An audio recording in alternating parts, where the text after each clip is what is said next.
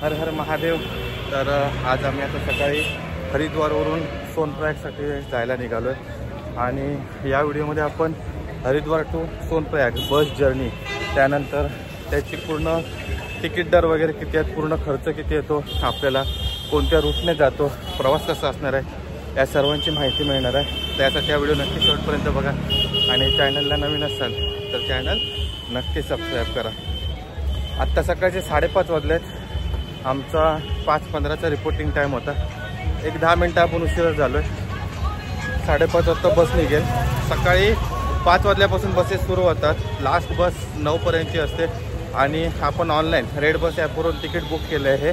तर आपल्याला 1200 रुपये फेअर पडलं आहे। इकडे येऊन तुम्ही ऑफलाईन पण तिकीट बुक करू शकता। रेल्वे स्टेशनच्या समोरच शेरी गरवाल मोटर कॉर्पोरेशन, तर या ठिकाणी त्यांचं ऑफिस आहे। तिकडून आपण 1-2 दिवस अगोदर ऑफलाईन बुक करू शकता। आम्ही ऑनलाईन 1 महिना अगोदर केलेलं। त्यानंतर राही हॉटेल आहे, त्या राही हॉटेलकडे बसेस लागतात। आम्हाला काल रात्री मेसेज आलेला की आपला बस नंबर आणि पिकअप पॉईंट कोणता येतो, तर आपण आता चाललो आहे तिकडे। इकडे रवला रेल्वे स्टेशन, उत्तर रेल्वे द्वार। तर इकडून हे सर्व बसेसचे, त्याच्यानंतर आपले सुमो वगैरे असतात, ह्यांचे पूर्ण ऑफिस असतात। तिकडे येऊन तुम्ही प्रायव्हेट सुमो, इंडिगो वगैरे सर्व करू शकता। इकडे असा हरिद्वारचा डेपो, उत्तराखंड परिवहन, आणि आता या हरिद्वार डेपोच्या इकडे आपले बस असणार आहे। आपलं बस नंबर किती आहे काय? विश्वनाथ सेवा। बसमध्ये जाताना एक गोष्ट लक्षात ठेवा, तुमचं जर काही इम्पॉर्टंट सामान वगैरे असतात तर एक छोटी बॅग करा आणि त्याच्यानंतर जे आपली कपडे वगैरे असतील तर ती एक मोठी बॅग आपली वेगळी मागे ते डिक्कीत ठेवतात। आपली छोटी बॅग सोबतच ठेवायची लागतं, कारण वरती जागा नाही जास्त। विश्वनाथ सेवा, चल चल चल चल पण्याचं घेऊन जायचं नाही तर। विश्वनाथ सेवा गौरीकुंड। हाँ तर ही आपली बस असा। हे आपले सीट नंबर काय आहे? मोठी बॅग खाली ठेवायची। चल बघूया आधी ठरवतात का बघतो। चल तर आपण आता बसमध्ये इकडे येलो, तर आपले सीट असतात 1, 2, 3, 4 आणि ही एक विंडो 5 असा। आपला सामान इकडे वरती आपण ठेवला, तर इकडे छोटे बॅग आहे सगळे इकडे राहतात का।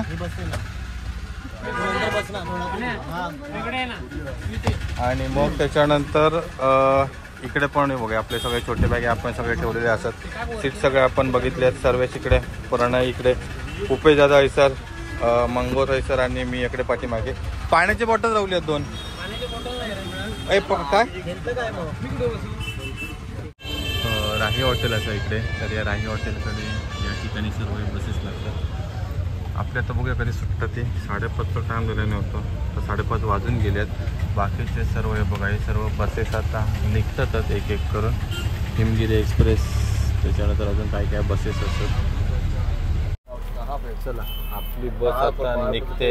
ऑलमोस्ट पूर्ण फुल झाले आहेत केबिन, त्याच्यानंतर लास्ट सीट सर्व फुल झालेले असतात आणि 5:30चा टाईम होतो, 10 आपण निघतो। तर इकडे आता असा हरिद्वार बस स्टँड आणि अजून भरपूर बसेस असतात। लास्ट बस असं आपली 8:30-9 वाजता, त्याच्यानंतर गौरीकुंड आणि सोनप्रयाग जाणारे बसेस सर्व सुटत नाही, तर तुमच्या नंतर हे प्रायव्हेट टॅक्सी वगैरे करून यायचं लागतं।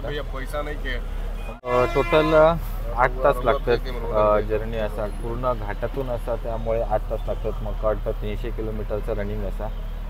जर ट्रॅफिक वगैरे लागला किंवा समजा तिकडे पाऊस वगैरे असलो आणि जर समजा लँडस्लाईड वगैरे थोडासा झाला किंवा काय अदर नॅचरल डिफेक्टमुळे काय प्रॉब्लेम झाला तर थोडासा जर्नीमध्ये आपल्या वाटतला, नाहीतर 8 ते 10 तास नॉर्मली लागतात। रस्तो अरुंद असा, काय काय ठिकाणी भरपूर खराब रस्तो असता, कामं चालू आहेत रेल्वे प्रोजेक्ट्स वगैरे, तर त्या ठिकाणी देखील ट्रॅफिक लागतं।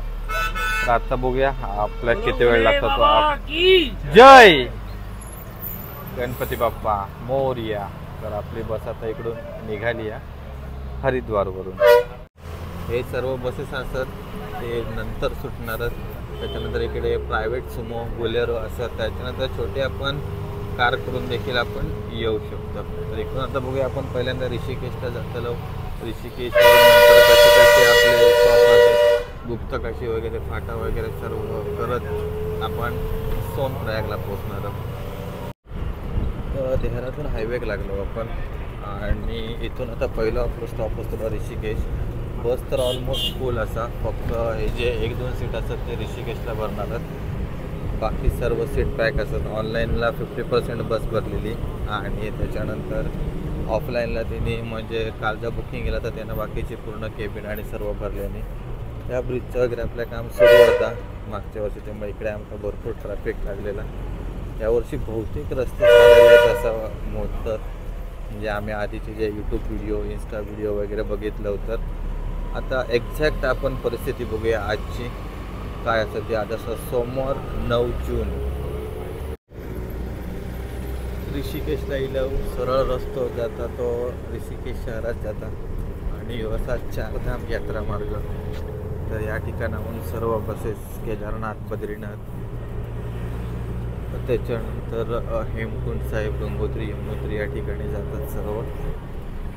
वा, तर आता आपण ऋषिकेश शहरामध्ये गेलो. तर ऋषिकेश असा ह्या आपला एकदम प्लेन एरियामधला म्हणजे पठारावरचा ह्या पहिलाच असा शहर असा. एकदा तुम्ही ऋषिकेश सोडलास की नंतर इथून पूर्ण सगळं घाट सेक्शन सुरू होतं. तर आता आपण थोड्या वेळात घाट सेक्शनमध्ये एंट्री करू. इकडे झाडं वगैरे तर पूर्ण जंगल असं मस्त वाटतं हिरवागार. आणि आता सकाळी 7 वाजले आणि थंडगार मस्त हवा असं. हरिद्वारला पण थंडी होती, इकडे ऋषिकेशला पण मस्त गार वातावरणाचं. पण दुपारी टेम्परेचर पूर्ण 41 डिग्री होतं या ठिकाणी. तर चला ऋषिकेश आपण आता इकडून सोडलेलं असं आणि इकडून आता पूर्ण हे जे समोर दिसणाऱ्या हिमालय डोंगर असतात तिकडे आता आपण एंट्री करतो. आता पुढचं रस्ता कसं असताना काहीच कल्पना नाही. बघूया.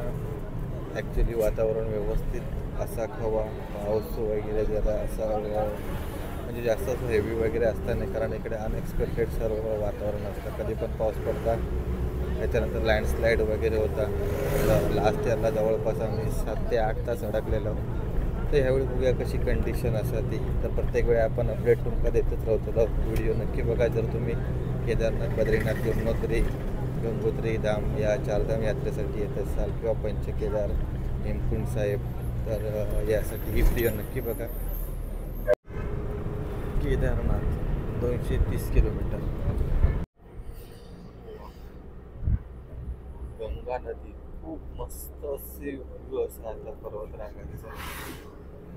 आणि आपण संपूर्ण आता घाट सेक्शनने जवळपास 230 किलोमीटरचा प्रवास करतो.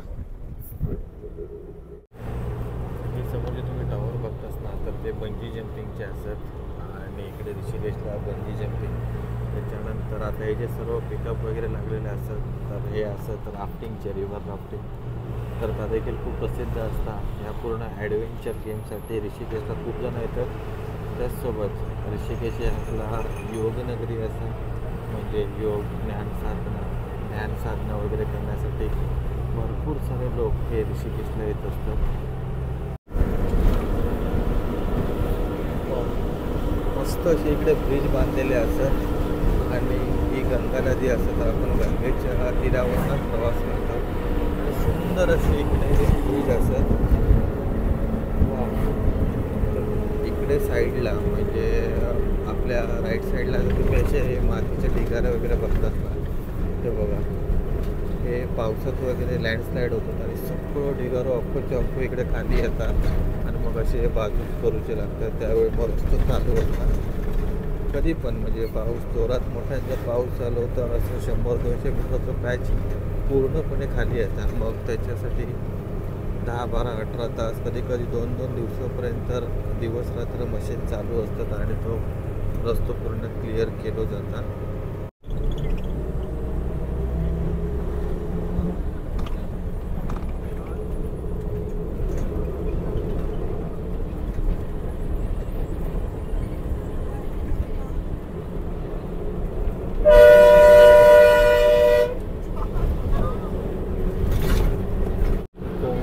गावात दिलं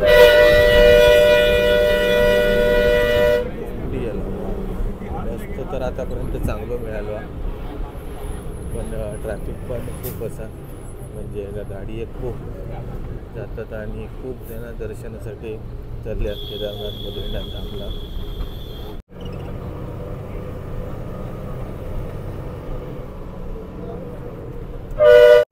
डोंगर डोंगर आणि नुसते डोंगर भारीच वाटतं इकडे. आपल्या कोकणातील सह्याद्रीच्या डोंगरापेक्षा खूप मोठे असे डोंगर असतात आणि इकडे आता हे सगळे काम चालू आहे, या रोडचं चालू आहे. त्याच्यानंतर रेल्वे प्रोजेक्ट पण होता, म्हणजे काही काळात आता जी ऋषिकेशपर्यंत रेल्वे इली असते तर ती आता कर्णप्रयागपर्यंत येते. त्यासाठीचा सर्व कन्स्ट्रक्शन या ठिकाणी सुरू असतात. पावसात तर या खूपच रिस्की असतात. आता जरा उन्हाळ्याचे दिवस असतात त्यामुळे एवढा जास्त लँडस्लाईड होत नाही, पण पाऊस पडलो की भयंकर. त्यामुळे पावसाचे जी जुलै ऑगस्ट हे 2 महिने असतात इकडे, तर त्यावेळी खूप कमी यात्री या ठिकाणी येतात. बाकी मे महिना आणि जून महिना तर याच्यामध्ये फुल गर्दी असतात, कारण शाळांना सुट्टी असतात आणि इकडे देखील ऊन असतं म्हणजे व्यवस्थित असा. त्यामुळे यावेळी भरपूर लाखो भाविक दर्शनासाठी येतात. त्यानंतर सर्वात बेस्ट ऑप्शन बोलतात तो दर्शनासाठी येतो सप्टेंबर ऑक्टोबर. तर सप्टेंबर ऑक्टोबरमध्ये बर्फ असतात, थंडी असतात, पण आता त्यावेळी पण भरपूर गर्दी असते जशी मे आणि जूनमध्ये असतात. त्यामुळे मला वाटतं फक्त जुलै आणि ऑगस्ट सोडलो तर चारधाम यात्रेसाठी पूर्ण 4 महिने 6 पैकी 4 महिने तुफानी अशी गर्दी असते या ठिकाणी.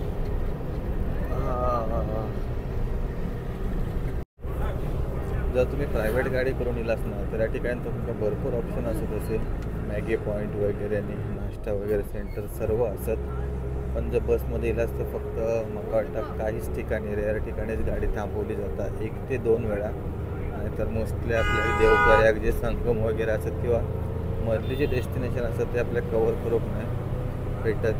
पण गाडी दिलं तर थोडे पैसे पण जास्त जातात. इकॉनॉमिकल पॉईंट सर्वात बसतो, म्हणून आपण इकडे बसने प्रवास करतो. लास्ट टाईम आम्ही प्रायव्हेट टॅक्सी केलेली, पण पाऊस पडल्यामुळे तर आमचा प्लॅन सगळा पूर्ण फेल गेलो. तर आता यावेळी बघूया आपल्या देवप्रयाग संगम आणि इतर जे काही पॉईंट्स असतात ते बघू मिळतात की नाही ते. मागच्या वर्षी आम्ही 2023मध्ये केदारनाथ यात्रा करत होतो. तर ह्यो जो पॉईंट असा तर या पॉईंटला आमची बस बंद पडलेली नाही तर पुढच्या पॉईंटला.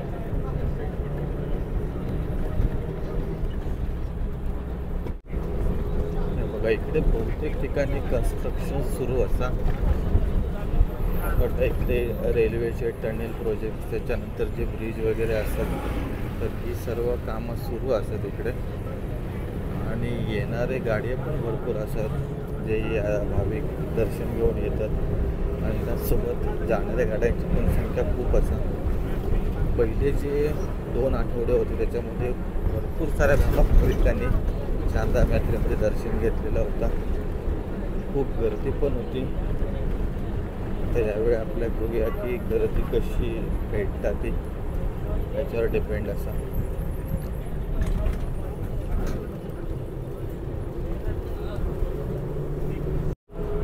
दोन 2023मध्ये ज्यावेळी आम्ही यात्रा करत होतो तर तेव्हा इकडे आमची बस पंक्चर झाली. यो बघ योच तो तर इकडे आमची बसचं टायर फुटलेलो. सेम ना फायनल ना मंग्या डन ना डन. मंगेशने बोला तो बोला. हो देवप्रयाग संगमच्या अलीकडे इकडे आता नाश्त्यासाठी गाडी थांबवतात. भूमी संरक्षण का कार्य पॅकेज 2. तर लास्ट टाइम आम्हाला इकडेच आम्ही थांबलेलो. आता यावेळी देखील इथेच थांबवली गाडी. हो सेम स्पॉट. खूप गर्दी आहे आणि त्यामुळे इकडे ट्रॅफिक पण होतं कारण लेफ्ट साईडला पूर्ण सर्व बसेस लावलेल्या आहेत आणि या ठिकाणी हे सर्व हॉटेल्स आहेत. हरिद्वार ऋषिकेश. चला आपण आता खाली उतरणार. चला जेवणासाठी गाडी थांबली आपली. जेवणासाठी नाही, नाश्त्यासाठी. माका जेवणच आठवता. आपण यावेळी लेट झालेलो म्हणून जेवलेलो 6 वाजता निघालो. हो, आपण 10 वाजता निघालेलो. चला पहिल्यांदा जरा फ्रेश होऊन घेऊया. चौहान रेस्टॉरंट. आलू पराठा आपण सांगितला हा नाश्ता.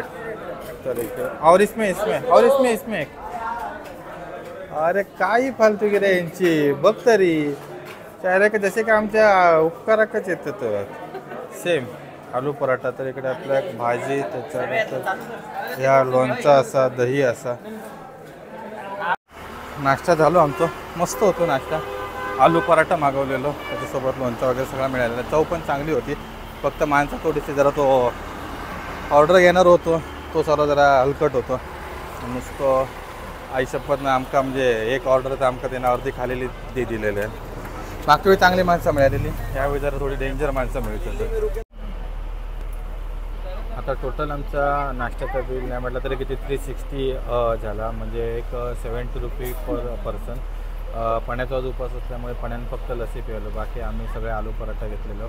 आलू पराठा होतो चवीक चांगलं होतं, त्याच्यासोबत लोणचा आणि सगळा भेटलेला. पण इथले थोडे वेटर होते ते जरा थोडेसे म्हणजे ॲरोगंट असे होते.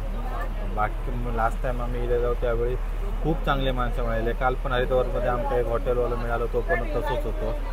फुल म्हणजे एकदम अतिशय होया तर होया, नाही तर नको असंच हे करा. तर मागच्या वेळेपेक्षा खूप डिफरंट अनुभव, म्हणजे पूर्ण वेगळीच या आमच्या सध्या यात्रा सुरू असते. 9:30 वाजता आता आपण निघालो नाश्ता करून.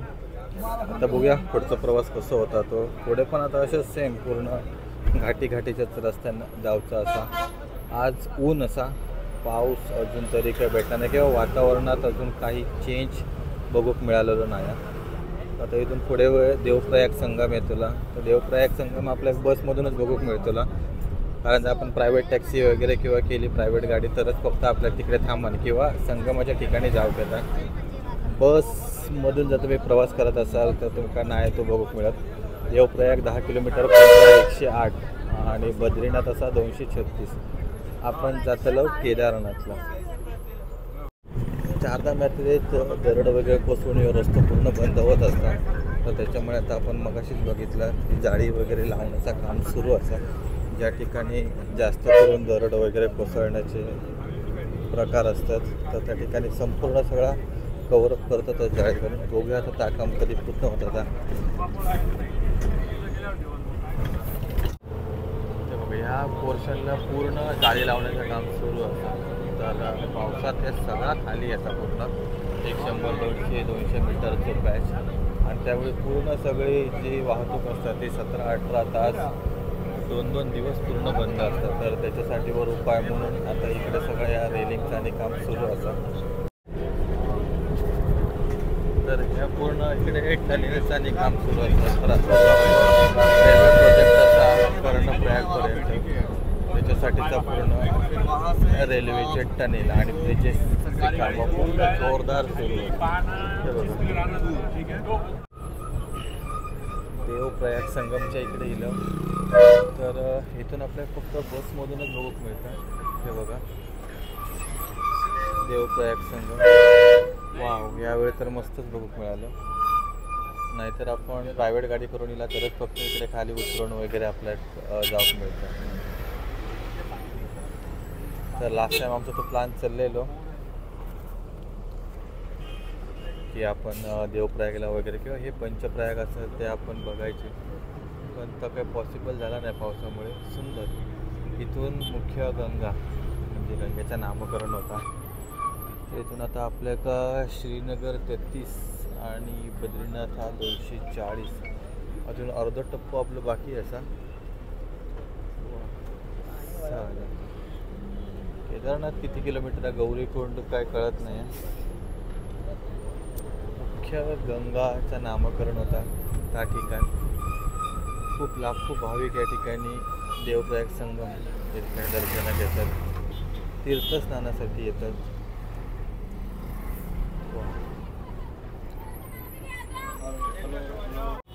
आता आपण देवप्रयाग संगमच्या इकडे होतो. तर त्या ठिकाणी अलकनंदा आणि भागीरथी नद्यांचा संगम होता. भागीरथी ही गंगोत्री धामवरून येतात. त्या ठिकाणी गंगोत्री ग्लेशियर असा तिकडून, आणि बद्रीनाथवरून येतात ती अलकनंदा. म्हणजे ते सर्व केदारनाथ बद्रीनाथवरून ते सर्व नदी येतात. अलकनंदा आणि भागीरथी यांचा संगम देवप्रयागच्या इथे होता, आणि तिथून मग त्याचं नाव बदलून गंगा या पूर्ण आपल्या भारतभरात संपूर्ण प्रवाहित होता.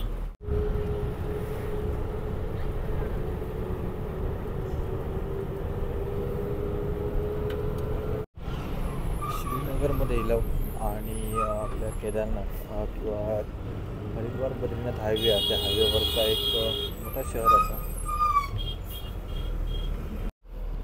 श्रीनगरमध्ये लागला आपल्या पहिला ट्रॅफिक जॅम साधारण 10:30 वाजता.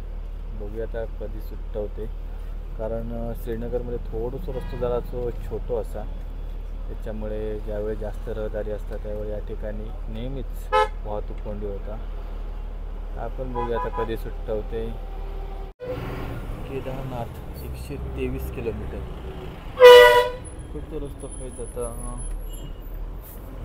दिल्ली, इकडचा रस्ता दिल्लीत जाता, आणि आपण चाललो इकडे केदारनाथ साईडला. तर बद्रीनाथ असा 192 किलोमीटर आणि केदारनाथ असा आपला 123 किलोमीटर. इकडे रस्ते शॉर्टेज असल्यामुळे हळूहळू जातात, आणि गाडी तर खूपच असत. इकडे ट्रॅफिक होता म्हणून या ठिकाणी सर्व पोलीस देखील असत, आणि इकडे बॅरिकेड वगैरे देखील लावलेले असतात. तर ते सर्व मॅनेज करतात, त्याच्यामुळे लवकर म्हणजे एक माझ्या इथे 15 ते 20 मिनटाच फक्त लागली आमच्या. तर बाकी पुढे बघूया रस्तो कसं होतं. इथपर्यंत रस्तो तरी चांगलं होतं. बद्रीनाथ हायवे तिथपर्यंत चांगलं असं. आता पुढे ज्यावेळी आपण बद्रीनाथ हायवे सोडून केदारनाथच्या रूटला लागतलो, तर तो रस्तो बघूया कसं राहतो. मा धारीदेवी टेम्पलच्या इकडे गेलो, तर हे सर्व जे टुरिस्टची गाडी असतात ते त्याच्यासाठी थांबतात. ऑपोजिट साईडला असं असल्यामुळे आपल्या बघूक नाही गावताला. तर जी आपली 4 धाम असतात म्हणजे गंगोत्री, यमुनोत्री, केदारनाथ आणि बद्रीनाथ, तर या 4 धाम यांची रक्षक मा धारीदेवी असा. तर या ठिकाणी देखील तुम्ही नक्की दर्शन घ्यावा. पण बसमध्ये असलास तर तुमच्यात आपण दर्शन घेऊ भेटताला, फक्त लांबूनच पाया पडून मिळताला. जर तुम्ही असे प्रायव्हेट गाडी करून येलास किंवा पूर्ण असं एक टूर वगैरे बुक करून येलास तर त्यामध्ये देखील तुम्ही इन्क्लूड करू शकतास. हो, धारीदेवी मंदिर, मा धारीदेवी मंदिरच्या पुढे इलव, आणि ट्रॅफिक लागला काय झाला काय कळत नाही. एक 20-25 मिनटं झाली, अजून गाडी पुढे जातच नाहीत. आता पुढून येणाऱ्या गाडी सुरू झाल्या. बघूया आता पुढे काय झालं. आता ट्रॅफिक कशाक लागलेला का अजून कळतच नाही. इकडे एक लेफ्ट साईडला एक ट्रक बंद पडलेलं दिसता.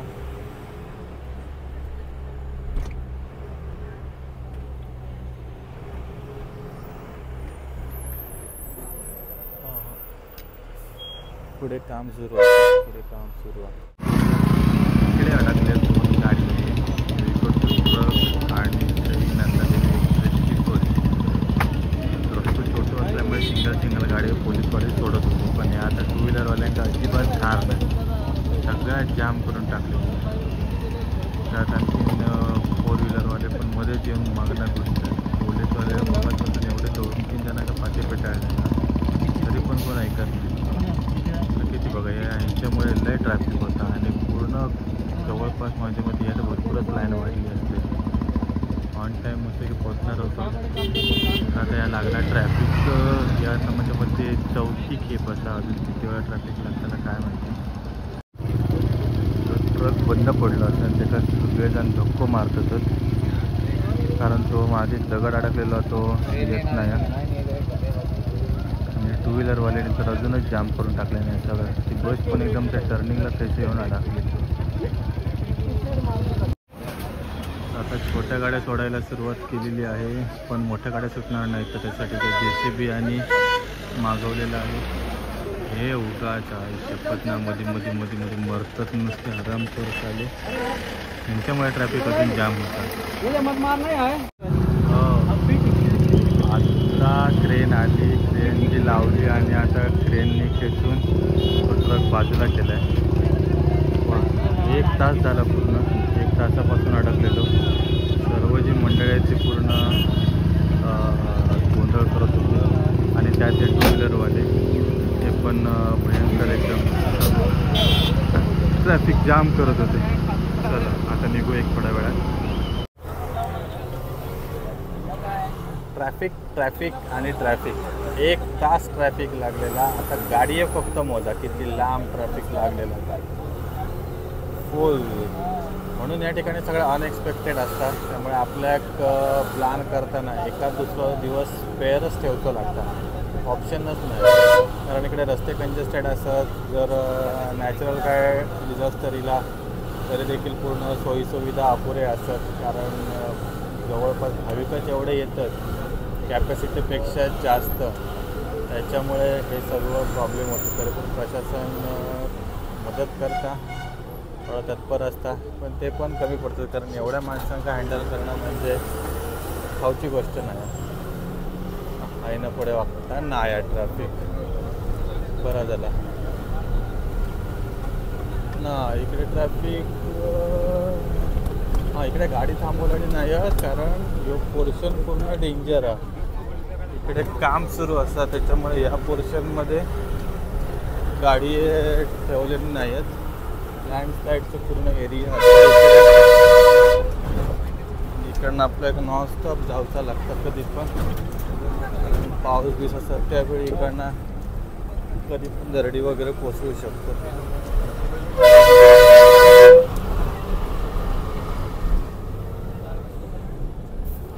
बापरे, बेकार ट्रॅफिक जाम.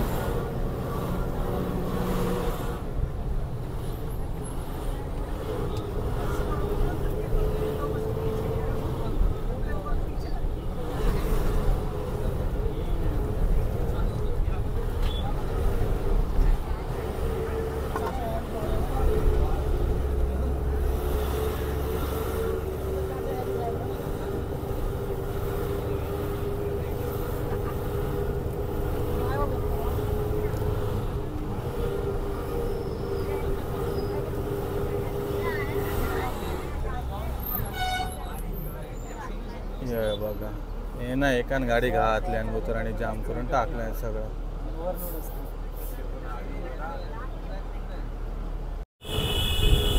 पूर्ण घाटच ट्रॅफिक जाम असा. हे सगळे जाणारे भाविक असत आणि यांच्या डबल तिकडून परत येणार आहे. तर या ट्रॅफिक सुद्धा माका टाकचा दिवस पूर्ण जातो. बापरे, भयंकर जाम.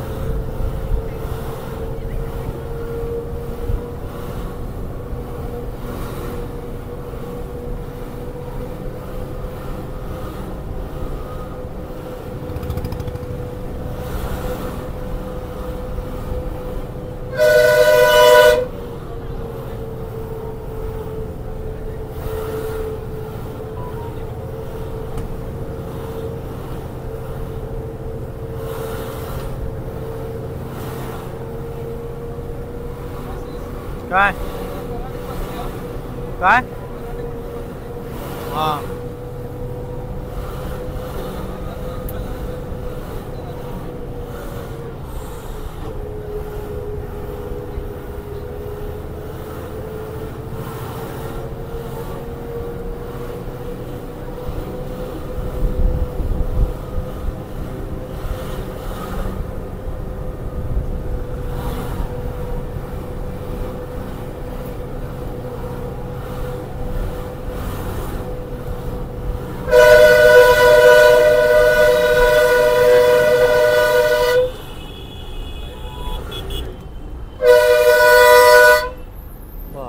येऊन लटकलं होता.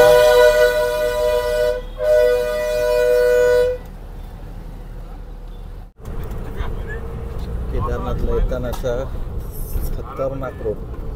तर या ठिकाणी लास्ट टाइम आम्ही आलेलो तर त्यावेळी भरपूर ठिकाणी संपूर्ण असे दरड कोसळत होते. आम्ही आम्ही जवळपास 8 ते 9 तास लेट झालेलो. तर आता या ठिकाणी थोडाफार रस्ता केला आहे. आधी या ठिकाणी संपूर्ण असा खड्ड्याचा रस्ता होता आणि इकडे संपूर्ण हे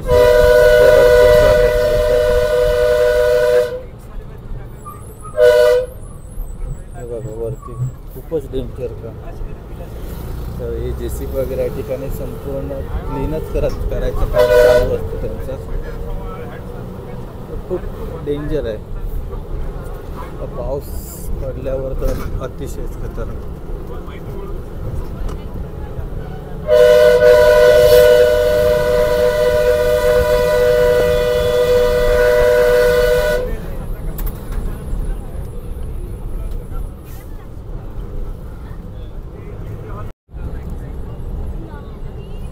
तर इकडून आता हा समोर जो रस्ता गेला आहे तर तो गेला आहे बद्रीनाथ धामसाठी आणि आपण आता इकडून चाललो आहे केदारनाथ. मध्ये जिकडे छोटा केदारनाथ इकडून आता 80 किलोमीटर आहे. तर समोरचा तो रस्ता बद्रीनाथसाठी जातो. आपण आता इकडून केदारनाथसाठी वळतो. ज्या ठिकाणी जास्त लँडस्लाईड होतं तिकडे आता काम सुरू आहे. हे जे पूर्ण डोंगर सगळं येत आहेत खाली. त्या ठिकाणी ते ड्रिलिंग वगैरे करून जाळी वगैरे मारण्याचं काम चालू आहे आणि त्यासाठी या ठिकाणी भरपूर वेळा ट्रॅफिक होते. इकडे बघा हा पोर्शन असा खाली आलेला होता आणि वरती त्या ठिकाणी ड्रिलिंगचं काम सुरू आहे.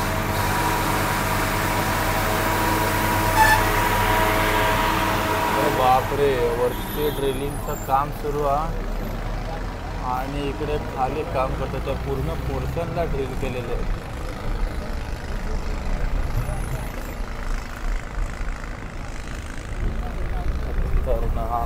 खतरनाक खूप डेंजर.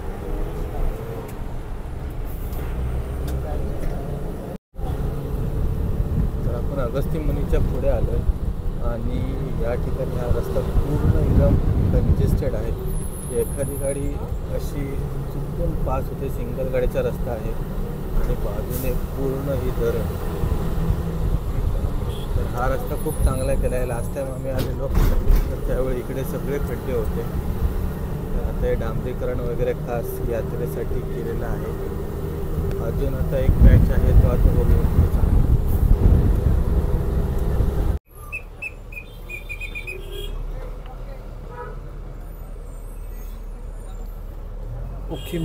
उखीमठला आलो आहे आपण. होय उखीमठवरून आता आपण इकडे चाललो आहे केदारनाथला. हा आहे केदारनाथचा रस्ता. इकडून पण आता सेम कंजेस्टेडच रस्ता आहे पूर्ण. गुप्तकाशीमध्ये आलो आहे आणि या ठिकाणाहून आपल्याला हेलिकॉप्टरची देखील सुविधा मिळते. केदारनाथला हेलिकॉप्टरने जायचं असेल तर गुप्तकाशी, पाट आणि शिरसे अशा 3 ठिकाणाहून आपल्याला हेलिकॉप्टरची सुविधा मिळते. आणि गुप्तकाशी मला वाटतं शेवटचं मोठं मार्केट आहे केदारनाथ यात्रेसाठी जाण्यासाठी. तर जे सामान वगैरे आपल्याला लागतं तर गुप्तकाशी लास्ट मार्केट. त्याच्यानंतरची मार्केट एवढी मोठी नाही आहे. तर आपल्याला गौरीकुंड, सोनप्रयागला देखील सामान मिळतं पण ते जरा थोडं कॉस्टली मिळतं. तर गुप्तकाशी हे त्यापेक्षा मोठं मार्केट आहे. तर इथून आता गौरीकुंड आहे 34 किलोमीटर. म्हणजे त्याच्या मागे साधारण 30 किलोमीटर, 28 ते 30 किलोमीटर आपल्याला सीतापूर आणि सोनप्रयागपर्यंत जाता येणार आहे. 2:15 वाजलेत आणि आपण आता आलो आहे गुप्तकाशीच्या पुढे. जवळपास आता इथून 30 ते 35 किलोमीटर राहिलं आहे. आता फाटा नाही सॉरी सीतापूर. सिनरी तर एकदम मस्तच आहे आणि भरपूर उंच डोंगर, खोल दऱ्या आणि असे छोटे रस्ते. तर रस्त्याची परिस्थिती आतापर्यंत तरी व्यवस्थित आपल्याला भेटलेली आहे. आता अजून फक्त 30 किलोमीटर बघूया रोड कंडिशन काय आहे ती जर व्यवस्थित असली आणि जर आपल्याला कुठे ट्रॅफिक नाही मिळालं तर इथून 1 ते सव्वा तासमध्ये आपण सीतापूरला पोचू. नाश्ता मी ह्याच आम्हाला 30 किलोमीटरला जवळपास 6 ते 7 तास लागलेले. कारण ठिकठिकाणी दरड कोसळलेल्या होत्या त्यामुळे भरपूर ट्रॅफिक जाम झाले. तर सकाळी दुपारी 12 वाजल्यापासून तर संध्याकाळी 6 वाजेपर्यंत आम्ही फक्त 30 किलोमीटर अंतर पार केला. आता थोडं वातावरण चांगलं आहे. जर पाऊस पडला तर शक्यतो आम्हाला आमचा प्लॅन ड्रॉप करावा लागेल, किंवा तुम्ही पण पाऊस पडला तर शक्यतो प्लॅन स्किप करा. आणि पावसामध्ये भरपूर दरड कोसळते इथे. पुन्हा एकदा ट्रॅफिक लागला. जवळपास आता 5वा ट्रॅफिक असा. पुढे मोठं काहीतरी काम सुरू आहे, त्यामुळे एक पाणी हवा एकेका लेनने गाडी सोडतात. हां, वाजलेत आताशे 2:30. अजून फक्त एक 25 किलोमीटर बाकी राहिलं.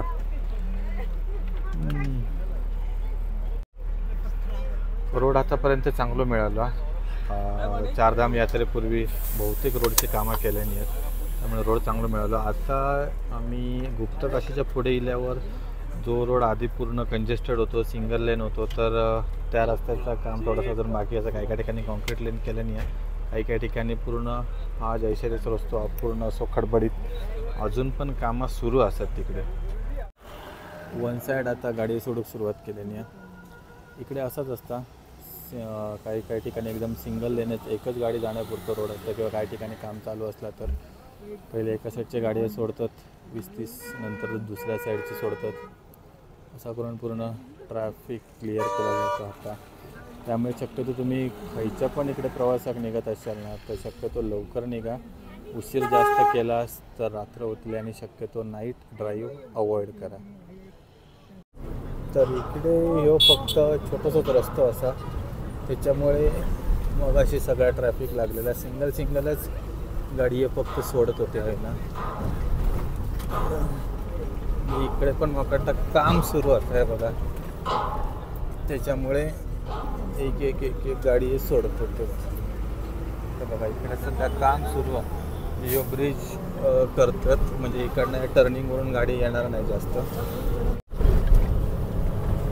जसे आता आम्ही इकडे केदारघाटीच्या साईटी घेतो, आता केदार घाटी सुरू झाली आम्हाला, तसं वातावरण जरा थंड होत चालला. मग अशी हरिद्वारवरून निघाल्यापासून साधारण गुप्तकाशीपर्यंत तरी वातावरण पूर्ण गरम होतं. जवळपास एक 36 ते 40 डिग्री टेम्परेचर. हरिद्वारमध्ये तर सकाळी निघालेलो, पण काल दुपारी हरिद्वारमध्ये 41 डिग्री टेम्परेचर होता. इकडे आता थोडासा गार वाटतं जरा. आता वरती बघूया कसं वातावरण असं. आता रस्ते एकदम कंजेस्टेड असतात. एक गाडी सुटताना मुश्किल असतात, आणि त्या ठिकाणाहून आता 2 गाडी क्रॉस करूचे लागतात. पूर्ण त्या साईडची गाडी आता एकदम खासून एकदम क्रॉस होतात, आणि त्या 2 बस तर सुटताना मुश्किलच.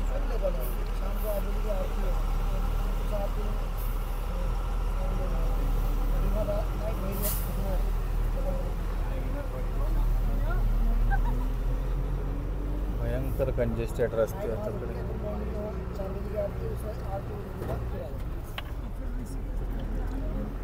बापरे, खाईना नेता तो बघा यो.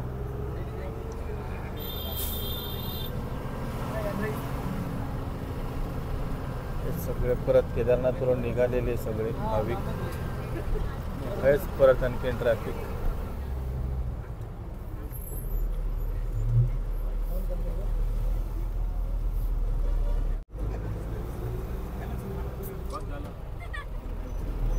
एकदम घासून गाडी लावल्या आहेत, घासून. नशीब तकडे रेलिंग केल्याने या, त्या रेलिंगचं पण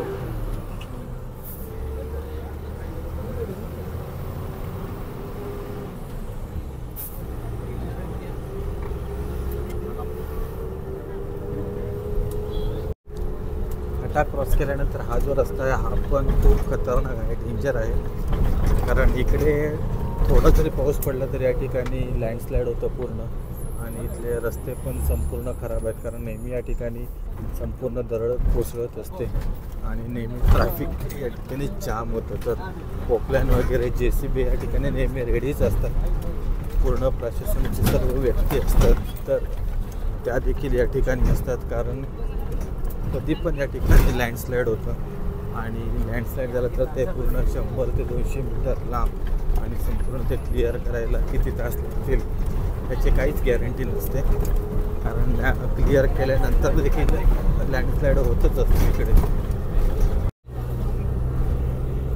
शेरसीमध्ये आलो आहे आणि हा लास्ट स्टॉप आहे हेलिकॉप्टरचा. जर तुम्हाला हेलिकॉप्टरने यात्रा करायची असेल तर शेरसीपर्यंत तुम्ही येऊ शकता. आता जे मागे व्हिडिओमध्ये येतं ते सर्व रेट होते हेलिकॉप्टर सर्व्हिसचे. गुप्तकाशी, फाटा आणि शिरसी अशा 3 ठिकाणाहून हेली सर्व्हिस आहे. फायनली आपण पोचलो सीतापूरला. तर सीतापूरला इकडेच हे बसेस थांबतात, सीतापूरच्या पुढे जात नाही बसेस. तर इकडे खाली असा सीतापूरचा पार्किंग आणि जे प्रायव्हेट सर्व टॅक्सी किंवा प्रायव्हेट टुरिस्टच्या गाड्या असतात ते सोनप्रयागपर्यंत जातात, सोनप्रयाग पार्किंगपर्यंत. त्याच्या पुढे काय नाही, गौरीकुंडवरून टॅक्सी. तर आपला आता डेस्टिनेशन हिला वाजले आहेत 3:15. आपण 6 वाजता निघालेलो. मस्त प्रवास झालो. 1 तास जवळपासमध्ये 2 ते 2.25 तास आपले ट्रॅफिकमध्ये गेले. एका ठिकाणी तर पूर्ण आपल्या 1 तासाचा ट्रॅफिक लागला. बाकीचे 15-20 मिनिटाची ट्रॅफिक जाम होते. सो तरी पण मस्त बदलावलं. मागच्या वेळी आम्ही 9 वाजता निघून 5 वाजता पोहोचलो. आता 6 वाजता निघून 2:15 वाजता. तर चला आपण आता आधी पहिलं सामान काढूया.